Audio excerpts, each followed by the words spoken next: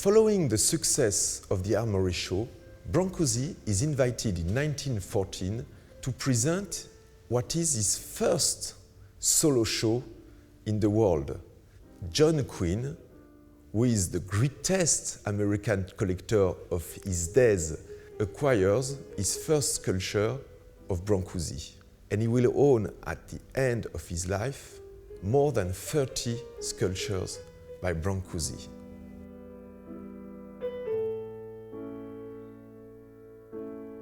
The Armory started the collectors.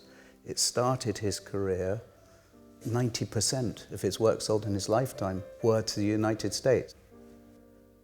In the New York Times Magazine of October 1955, Brancusi said, "Without the Americans, I would not have been able to produce all this or even to have existed."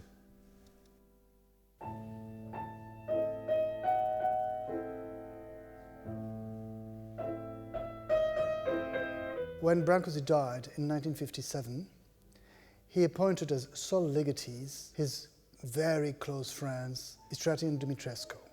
And when they died in turn, they appointed Theodore Nicol, the nephew of Dumitrescu, as sole legatee. You probably know that the artist all the time denied that he was an abstract artist. As a matter of fact, he wanted to represent or to show the essence of things, the movement of the fish, not the fish itself, and maybe the spirit of the movement. The motif of the egg was, if you want, like a driving force in Brancusi's oeuvre. But more important than the motif itself is the development of this motif and its implementation in different sculpture. Simplicity and universality are the keywords of Brancusi's sculpture. In one of his notes, he says, "Simplicity is the complexity resolved." I think that in terms of bronze pieces, Mademoiselle Pogani, at least in my view, it's a very fascinating piece. It's immensely fascinating.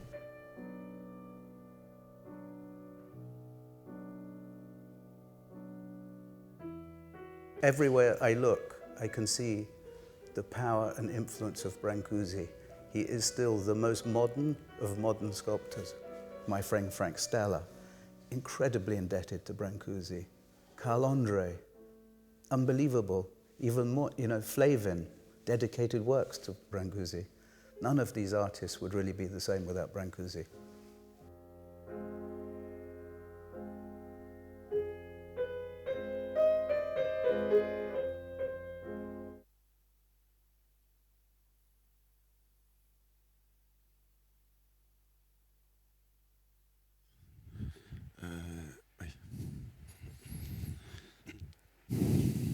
Or would you like to say? Where you want.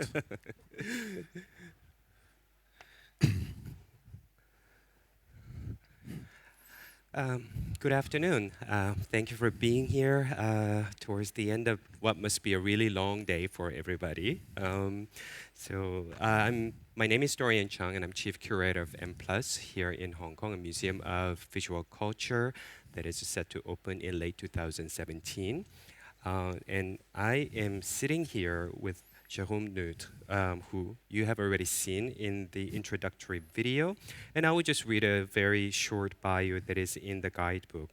Jérôme is curator, writer, and special advisor to the president of Réunion des Musées Nationaux, Grand Palais, and also the board member of the Guimet Museum in Paris. And many of you, I think, already know about Grand Palais, a great exhibition space, where, in fact, currently there are 2 exhibitions organized by Jérôme, a very important retrospective of Bill Viola, which is up until July 21st, as well as another exhibition on of Robert Mapplethorpe, excuse me.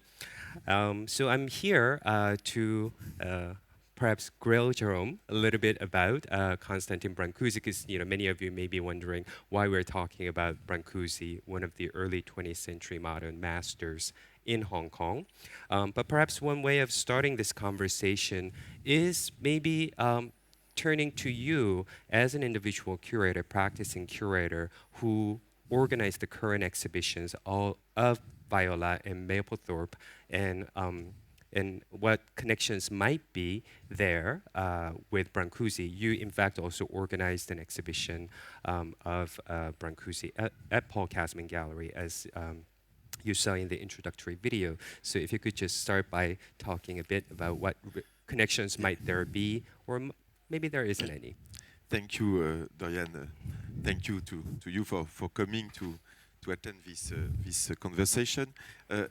Your question, your first question, Dorian, is very relevant and can explain also the interest or the issue to speak about Brancusi today in the framework of a contemporary art fair like Hong Kong Art Basel. In fact, when you see at the Grand Palais today the two exhibitions, one on Bill Viola, one on Robert Mapplethorpe, there is two links with one can see with Brancusi. Mapplethorpe's issue is the perfection in form, and Brancusi's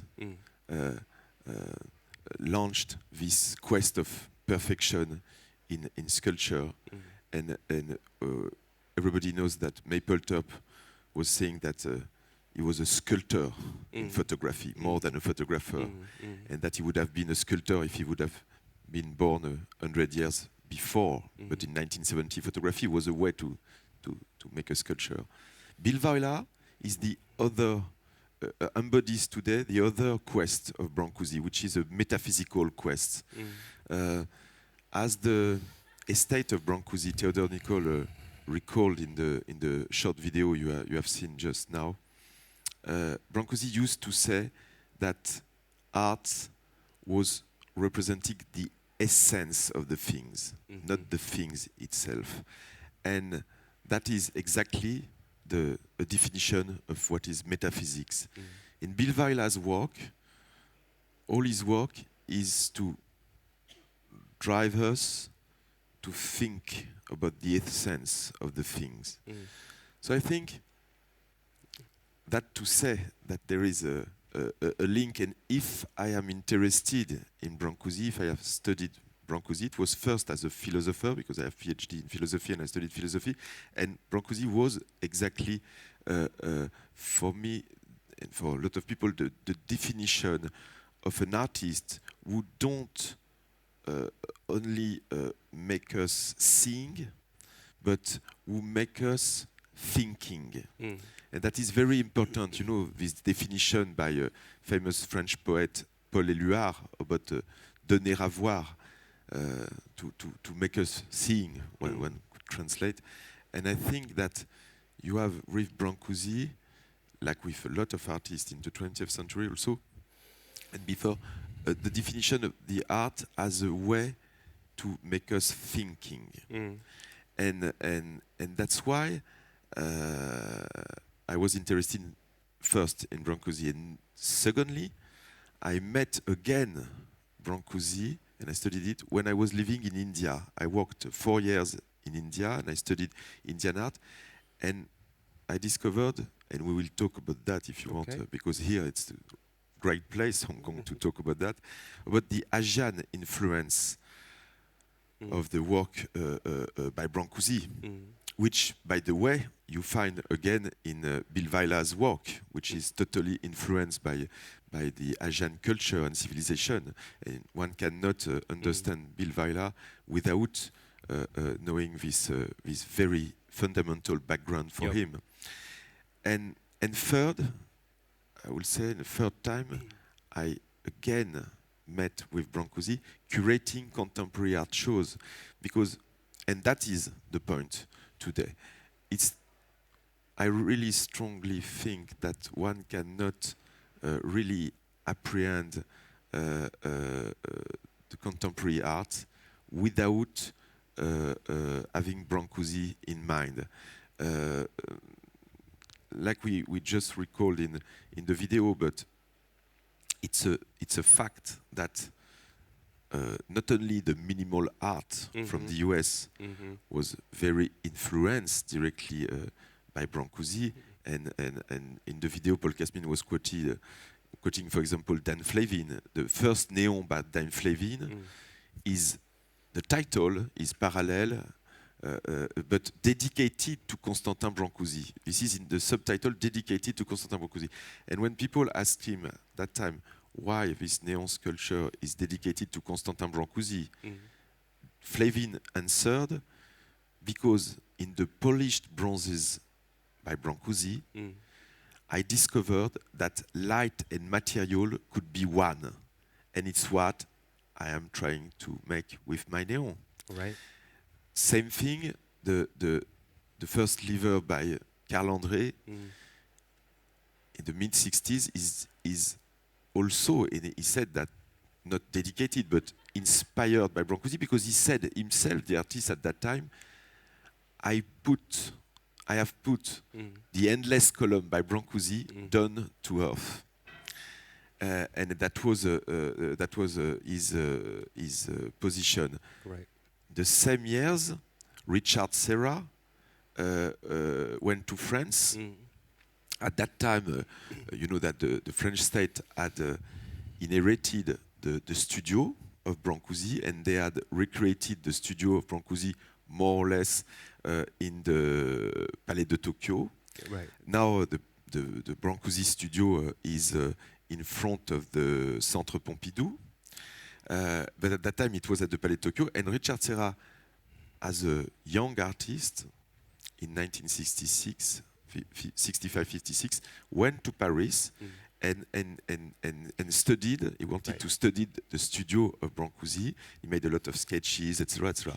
And he really always said that this was the beginning of his art, that he had found in studying Brancusi's sculptures and the plasters, etc., which were in this studio displayed. He really found the direction, you know, and that remind me this sentence, quite visionary, by André Breton, the French poet and also a curator. In 1942, he was curating a show of the collection of Peggy Guggenheim, who happened to be one of the collectors of Brancusi, of course. Right. And he said, Brancusi has directed sculpture on a new path.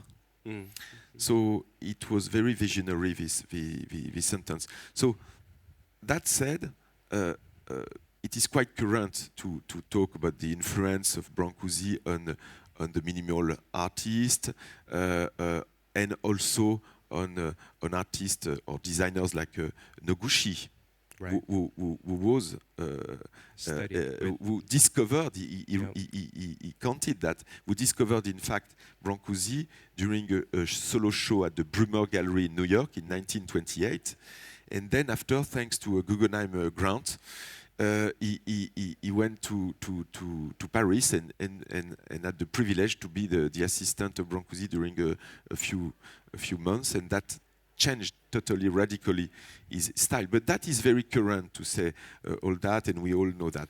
But what is more important today, in 2014, 100 years exactly after the first solo show by Brancusi in New York, at the 291 Gallery, the photo session gallery, curated by Alfred Stieglitz. 100 years after, and going in fairs like you and seeing contemporary art shows, it is very, for me, very obvious that the power of influence of Brancusi is still on. And I will take only one example of maybe the most famous contemporary artist, Jeff Koons is.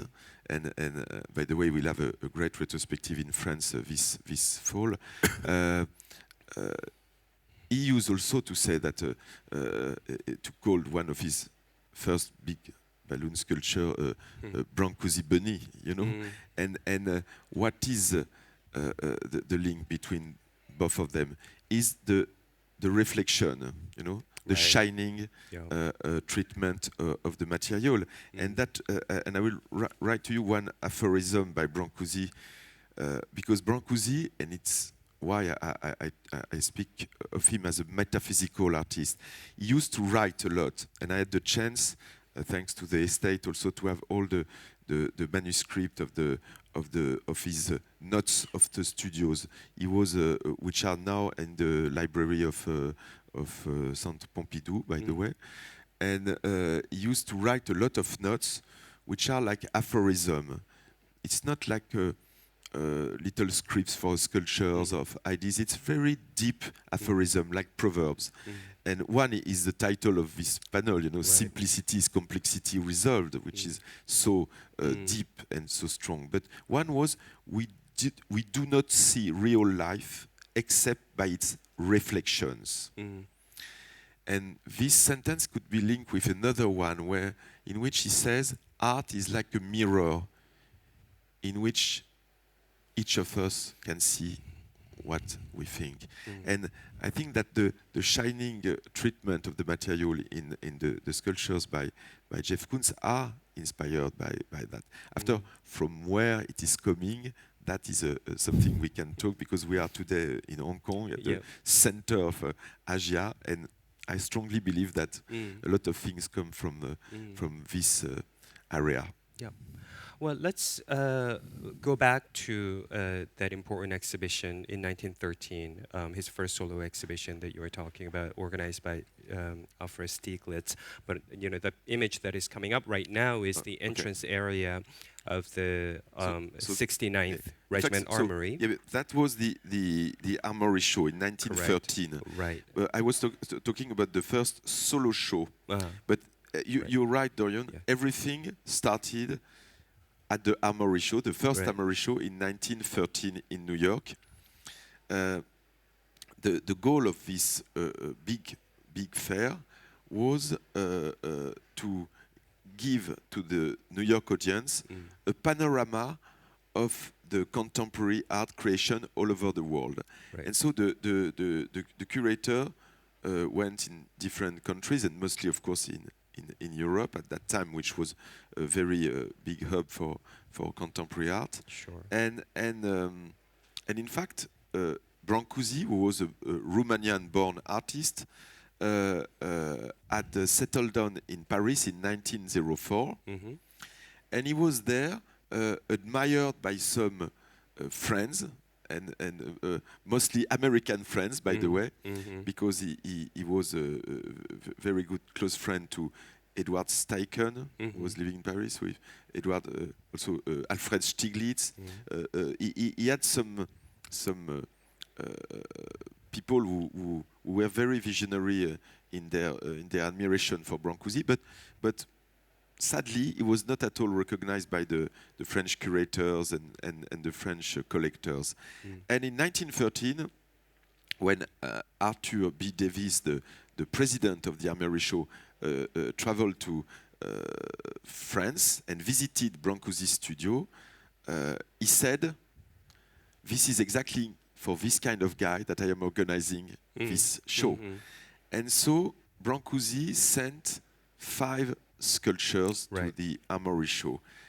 But in fact, he sent 4 plasters and 1 marble sculpture. The marble sculpture was the one bought by the president of Armory Show in his studio. It was a torso of a young girl. And the 4 others were plasters, because at that time, he was very poor. He didn't have collectors, so he couldn't even cast, in bronze, which is always very costly for an artist, of course. So he sent 4 plasters, and then, therefore, the New York audience discovered Brancusi in 1913 in his first show, among a group show, through 4 sculptures, 4 plasters, which were the plasters of the Muse, plaster of the first Sleeping Muse, plaster of the first Mademoiselle Pogani, and a plaster of the Kiss. And it's interesting, by the way, because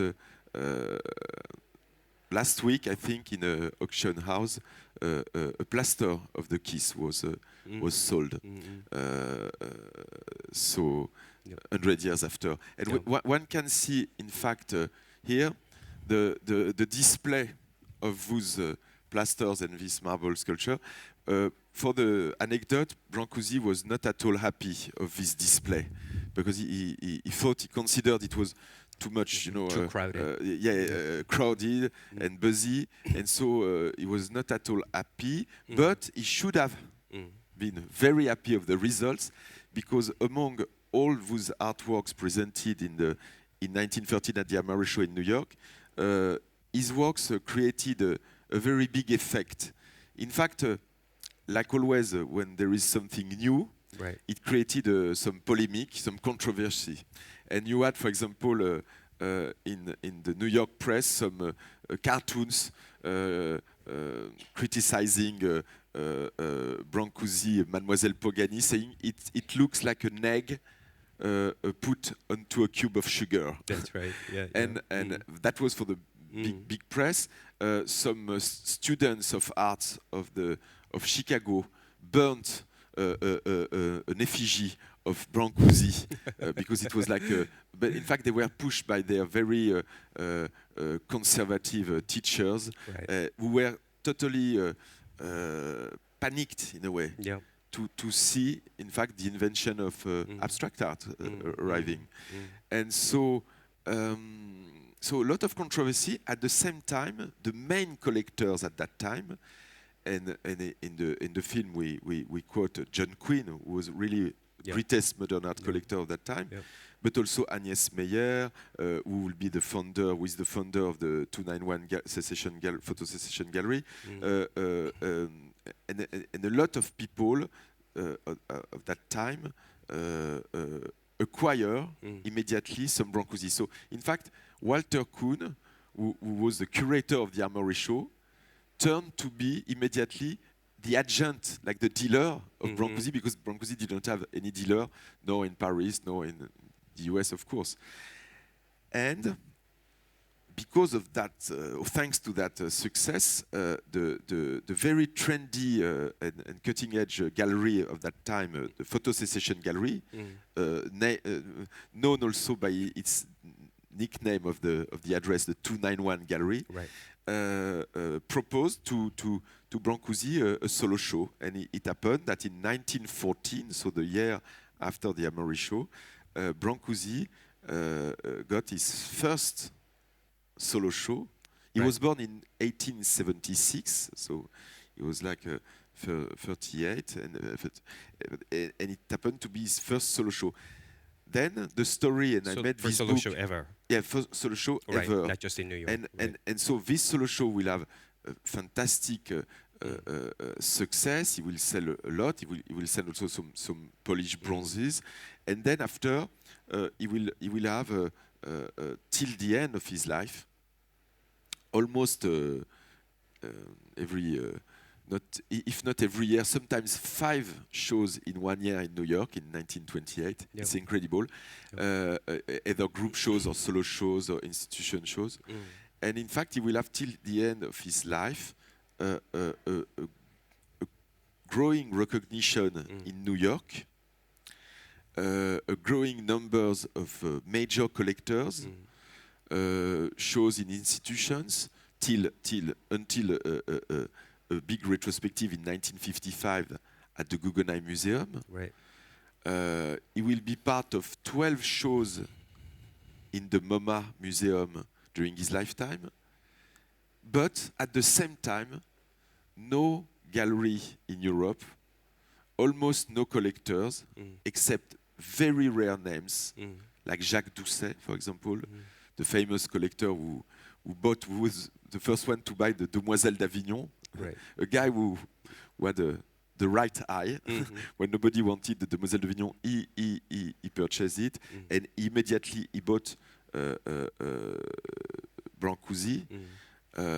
But so till the end of his life, Brancusi will be really almost considered as an American artist, in the sense that he was an artist mostly collected and only recognized in the US. And when I say in the US, it's mostly in New York at that time. And it is very interesting, because I think that this story, and I made this book New York, Brancusi in New York about this topic, I think that Brancusi embodies, in a way, the shift from Paris to New York Right. as a hub, the hub for contemporary art in the 20th century. Yeah. This is exactly the examples where you see that a city, Paris, which was really the center of the world for contemporary art, lost something because of a lot of stories. And New York was maybe more ready in the 20s to understand such a new art. Well, that's really interesting because the better version of the transfer of power, if you will, of modern art from Paris to New York is usually understood as happening in the 1940s and 50s with the rise of abstract expressionists. Yeah. So you're almost suggesting that Brancusi's reception, enthusiastic reception in the US, Of is course. almost a prefigurement of what was going to come. We are always taught that because historians have to make very clear chapters and to in timelines to understand things, but we know that the reality is always more complex than those very sharp chapters. And I think that the history of Brancusi's lifetime creations is the demonstration that this shift from Paris to New York started very early. Right. And I think, in a way, the starting block, the starting point of that shift is the Armory Show in 1913, Right. in a way. Yeah. That's like the basis of the beginning of the things. But what is interesting is that one even can say that this shift started even before, because maybe that happened, when people said in the 40s, in the 50s, but that's when everything was done. Right. But what is interesting is I studied also, when I was living after in New York 4 years, I studied what was the America in 1913. It was a country where, in the US, more than 100 museums came up in 30 years, from 1890 to 1920. The So of Gilded course, Age. there was like a big wave, a strong movement of not only a motivation, but it was really a conquest Right. of the art world to give to America the fantastic institutions we know today. And it's why I think also it's very relevant to speak about Brancusi today in Hong Kong Art Basel. And that's a question I want to ask you, Dorian. Isn't Hong Kong in 2014 in the situation of New York in 1914? Well, I mean, it's funny that you should ask, because that's something that I often thought about. I mean, of course, I'm relatively new here, having been here only for 6 months, but a lot of the conversations that I've had, as well as the sort of atmosphere and the environment that I have observed, reminded me of this story of 1913, 1914, just partly because that it's exactly centennial of the Armory Show last year, and all this almost now kind of mythical and often misconstrued stories about Americans not understanding modern art or not understanding culture at all. And the Armory Show, of course, created this scandal, and Brancusi was at the center of it, especially that very sculpture, Mademoiselle Pogani. So, this is a very well-known story, right? But I think you very, in detailed way, well, exactly, the kind of press The coverage. controversy. Right, so the early 20th century tabloid coverage of the scandal that happened, which of course still happens to this date. So when I see these kinds of things, but those characters that you mentioned, such as Davis and Stieglitz and these kinds of people who had the conviction in his art and in modern art in general, opened the floodgate, right? While the masses didn't understand it, these are the people who understood the vitality and the what's going to be enduring force of modern art, and that essentially changed everything. But you also talked about this Gilded Age in America, late 19th century, early 20th century, and how that was the moment when a lot of museums were created. Of course, the now very well-known museums that we all know were created right around that turn of the century, and that's just coming. During the time, of course, out of the time when Americans were often considered by Europeans as close to barbarians, right? Culturally unrefined, but because the economy was exploding, they're coming to Europe and they're buying up all the antiquities as well, as modern art. And so, kind of like Henry James novel kind of stories, were very much in the background of America, not just becoming from industrial superpower to a cultural powerhouse as well. So this is a way of saying that when I think about what happened to the United States about 100 years ago, there are a lot of resonances with what is happening, say, in this region. I think many of you know about all this talk that has happened about how Chinese government wanted to build 1,000 museums before 2008 Beijing Olympics, and and of course auction prices and all these things are sensationalized, but this is often described in the press as, with a kind of tinge of certain primitivism, if you will, especially by the Western press. There's some truth to that, but at the same time, this is a process that has happened before when a society matures culturally as well. So I really see the resonance, and I really don't think of it as, Hong Kong, China is 100 years behind the US. And I think certain things are happening faster in less than 100 years, and certain things are, may even take longer time. But this is something that has been witnessed in many times during the modern era in different parts of the world. But I think, if we speak about this topic and of those moments of history in some place where you have such a growth in arts and in institutions. But it is too easy to only link that growth with a sort of economic superpower. Sure. It matches always, when you look in the details, it matches always with a strong local creativity. And in fact, all that movement in the US in the 20s, in the 30s, with the creation of all the institutions, in fact, accompanied,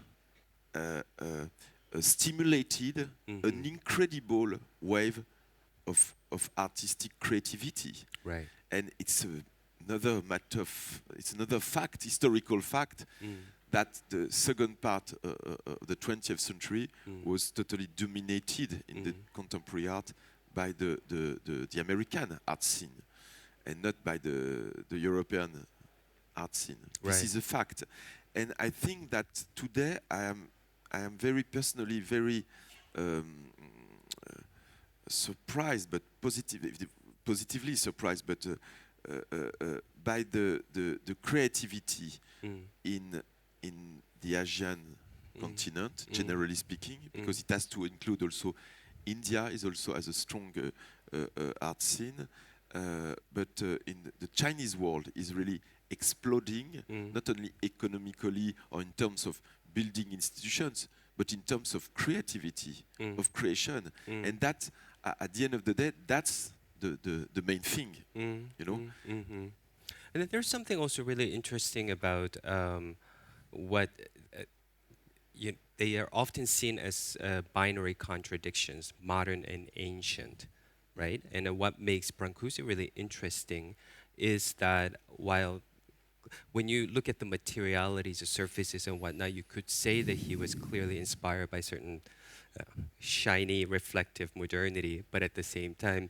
he was in his self-fashioning of his identity, self-presentation, always referring back to his origin, right? Like, a Romanian peasant who walked from his village to a Paris. craftsman. He was a craftsman. Yeah, so like he's a peasant craftsman who's a modern artist at the same time. So there's that side, and then there's this side of Brancusi in New York, not just being there because he's accepted and loved by American colleagues and collectors, but he was also in love with New York, right? I mean, this most modern capital of the early 20th century. So could you speak a little bit about these seeming contradictions in his work and his thinking? It's more than a contradiction. It's sort of a synthesis of what makes for me a very great artist. Meaning that he's really producing his art with having in mind a very ancient artistic tradition. We can talk about that because it's partly in Asia that he found that. And also, he has in mind the modernity of his present day, which happened to be, at that time, New York and the building of New York. It is very interesting to see in his notes how important was for him, but like for a lot of artists and architects and writers in Europe, the discovery of New York City. And in fact, the Endless Column, which is maybe one of the most, the monumental, most important work of Brancusi, is totally influenced and inspired by the verticality Brancusi discovered in New York. He used to say even that he was displaying his works in his studio like the skyscrapers in Manhattan, meaning without any homogeneity, but this magic of a very heterogeneous assemblage, which was for him an installation, an art installation. And a lot of people had said, like Pontus Sultan in the long time ago in the 80s, that in a way Brancusi displaying the works in his studio was like the father of the installation concept. But what is interesting is that this installation concept, Brancusi found it in New York City, in Manhattan, in this permanent working process.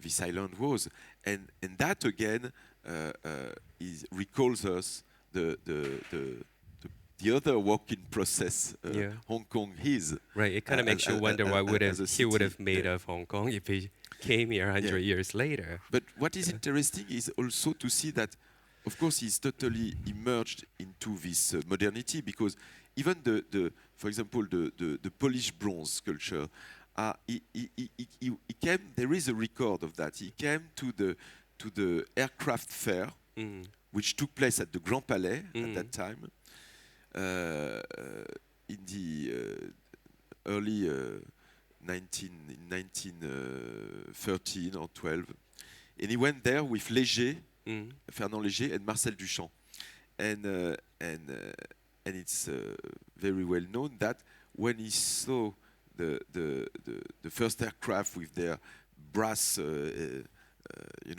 propeller. Exactly. He could see. He said, but what could be more beautiful and more perfect than this shape? And then went after the bird in space, which is exactly a sort of propeller, and in this form, Brancusi tried to represent the essence of what is a bird for him, so the essence of this movement, of the flying movement. And so he is totally immersed into the really cutting-edge modernity. At the same time, he spends a lot of time in the Guimet Museum, which is the Asian Art Museum of Paris, founded by Émile Guimet, a great art collector of Asian art, in 1889 in the Place d'Iéna in Paris and in Lyon. And and there Brancusi could see all the bronze sculpture from the Chinese world first. Yeah. Because when you see some brass sculpture, because the bronzes by Brancusi are in fact in brass, it's 70% brass and 30% zinc. It's white, it is this polished. And when you see the gilded bronzes, you know, of the Northern Wei period, you have some Buddhas, incredibly close to this way of art. Also more figurative, like the first sculptures by Brancusi. Right. But there is this reference in the gilded bronze process, and I think when you see Mademoiselle Pogani 2 here, which I saw also in the Paul Kasmin gallery booth here, there is this, of course, reference to the lingam. And the lingam, which is the symbol of Shiva in the Hindu civilization, is one of the artistic fundamentals, guidelines of the ancient Hindu art. There is a lot of lingams in the Guimet Museum, and it's obvious that this phallic form, shape of the lingam, which is the symbol of the fertility, of the power of creativity, also of creation, of procreation, was very important for Brancusi. His work is obsessed by the thematic of the birth, by the shape of the egg, and I think that you can see also in his notes how obsessed he is by the question of the origin. He's convinced that he is inventing an original form, a new art, meaning he's he's creating some origin, some giving birth to a new form of art.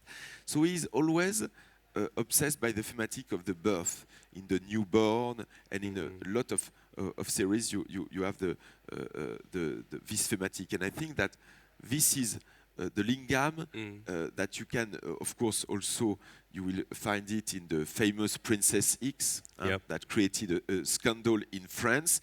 It was banned to be exhibited in the Independence Salon at the Grand Palais in 1920, while it was totally accepted in New York in 1917. But anyway, so you see here, Mademoiselle Pogani in a marble version and in the polished bronze version, and you see here a head in wood. This is in his studio in Montparnasse. Well, you know, I mean, another story there that is perhaps better known is of primitivism. You know, of artists who are inspired by African and Oceanic masks. Of course. So perhaps it's I think lesser known than exactly. Story but of Brancusi. Recently, it was last year at the Metropolitan Museum of Art. There was a very interesting exhibition about African art. So, yeah.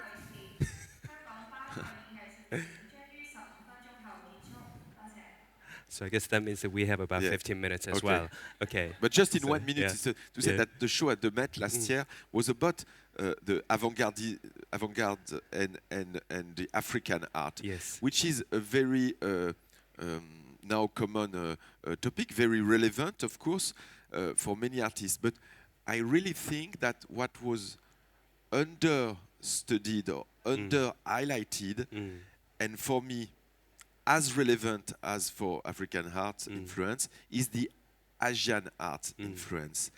And it was maybe highlighted because of sometime a sort of ghetto of the scholars in the Western countries, of the scholars of ancient Asian arts, and too often cut from the contemporary art world, you know, which were not the scholars of African art. When you think of Michel Léris, for example, you know, who you had some go-betweens between the African art studies and the contemporary art studies, which was not enough the case for I think the antique Asian art. It's my personal vision. It's a gap I try to compensate. That's great, and Brancusi is not a bad example to to make that case. But just to conclude and to let the audience maybe ask some question, but another time, why to speak and to talk about Brancusi today in 2014? Not only because he's at the base of the basic artist who directed really art on a modern path, one of the inventors of modern art, but also because he's not so known all over the world and not as known as he should be and not as diffused as he should be. And why?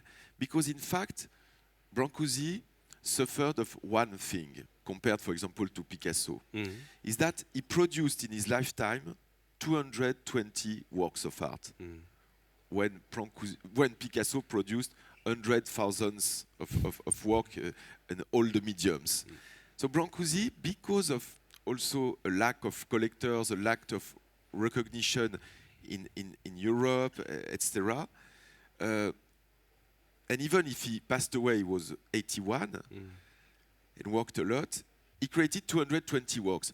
All those works, 90% were purchased by American collectors. And so those works happen to be today in the museums of America. The largest collection is the Philadelphia Art Museum. You have another huge collection, the Guggenheim Museum, the MoMA, the Met, and this is very logical because all those collectors became donors, etc., and the museum inherited. Then the French state inherited the studio, and so it is in the Centre Pompidou in the National Museum of Modern Art of Paris. But because of that very small production, it was not as diffused as other big inventors of modern art like Picasso. And in fact, you have very rarely exhibitions of Brancusi because all those works are very fragile. Right. They are sand casting, very fragile.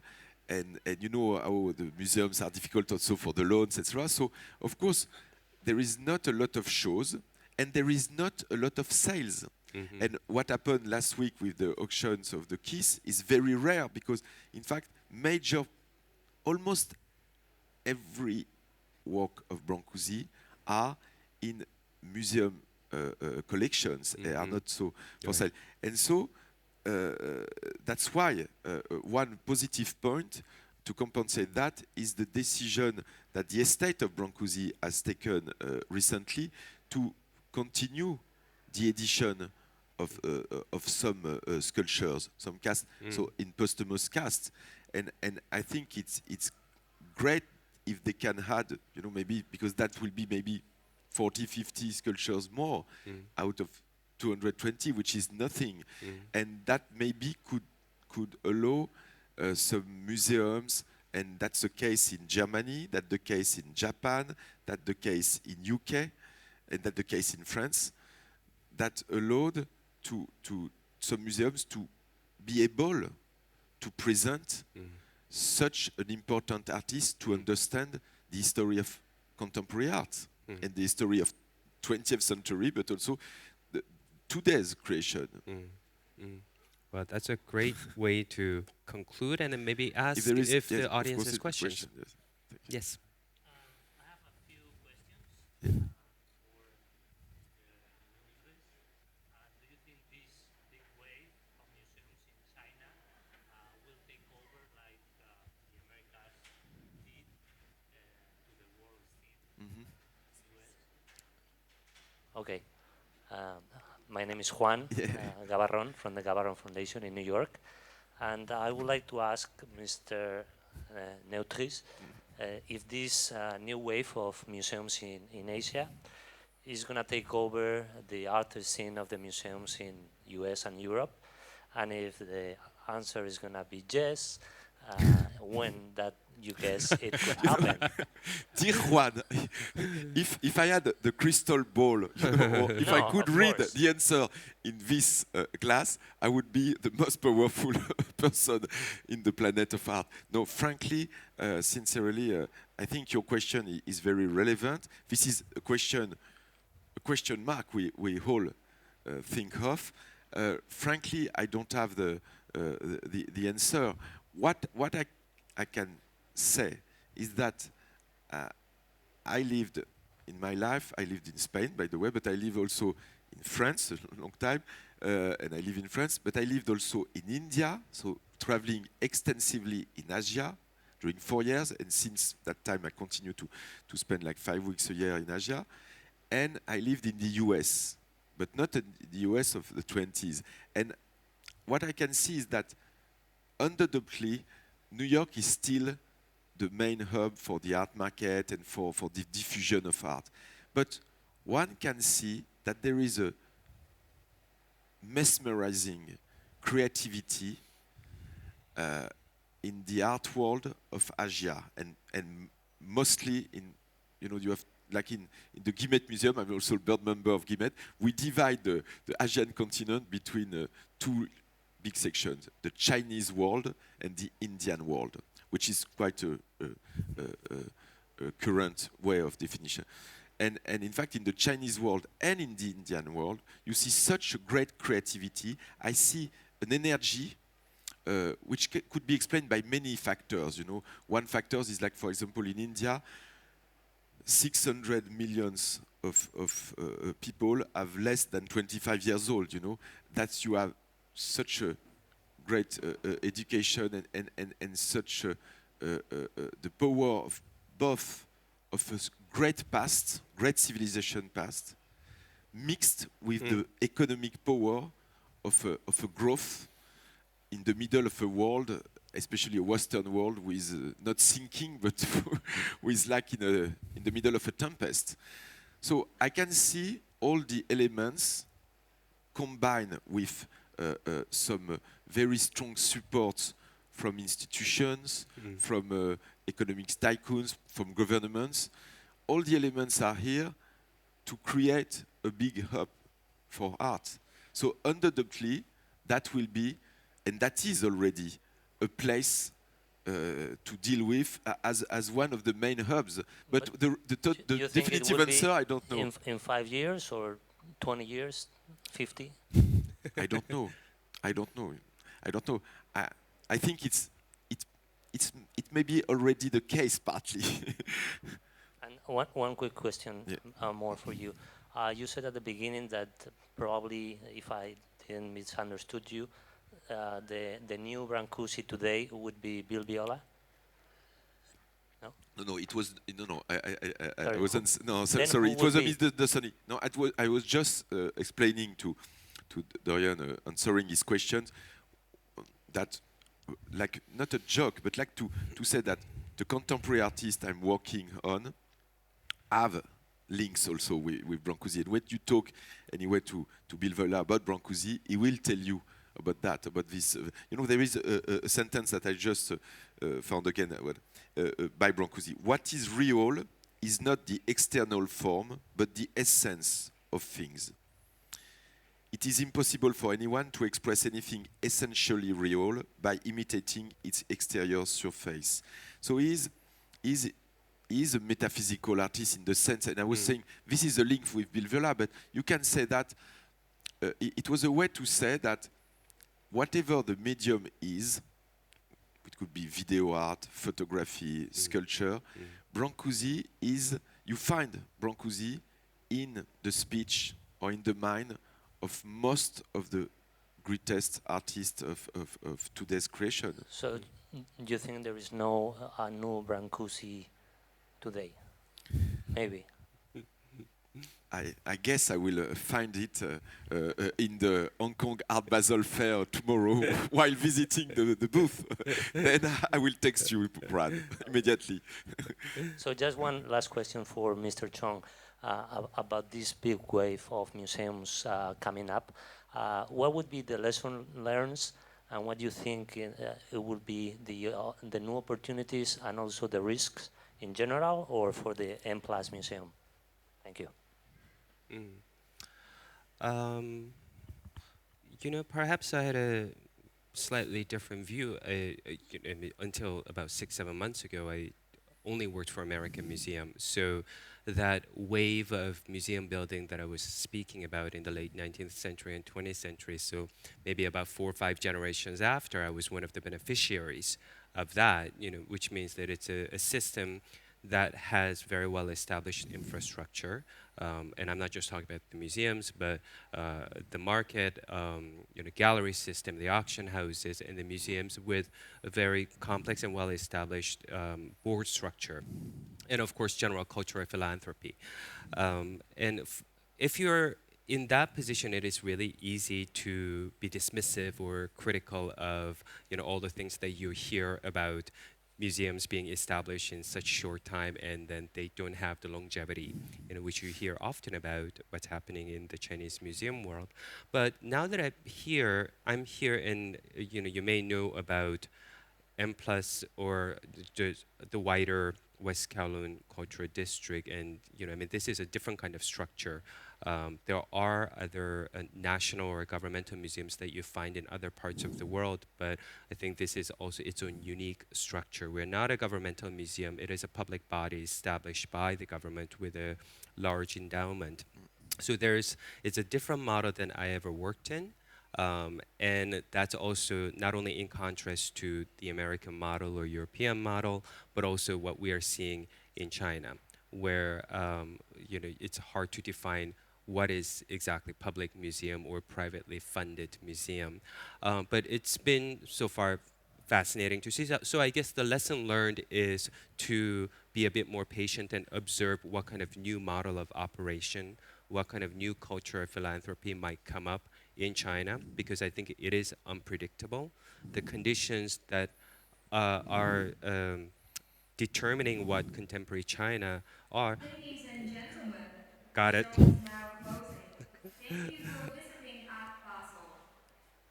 各位先生女士，香港巴塞爾藝術展現已結束，感謝你抽空出席是次展覽。So I'll finish the sentence. These conditions are different from any other places. I mean, each place is unique, of course, but also it's different from, say, what it was 100 years ago. So it wasn't just idle comparison again to say that China's 100 years behind the United States, but there are certain similarities and resonances, but conditions are different, and what we might get in the Chinese museum world in, let's say, 10, 20 years. You know, I'm not giving you those numbers, so you know, don't quote me on that. But rough, you know, let's say, for example, 10, 20 years, the model that we see will probably be very different from whatever we have now. And for M+, which is different from all the other Chinese models that are in existence, will be part of that larger landscape. So, yeah, good. So I guess maybe. If there time is a to wrap up, I last guess. question, we can always talk out of the salon. Okay, great. No? Yes. Thank Okay, you. thank you very much. Thank you, Jerome. Thank you, Dorian. Yeah.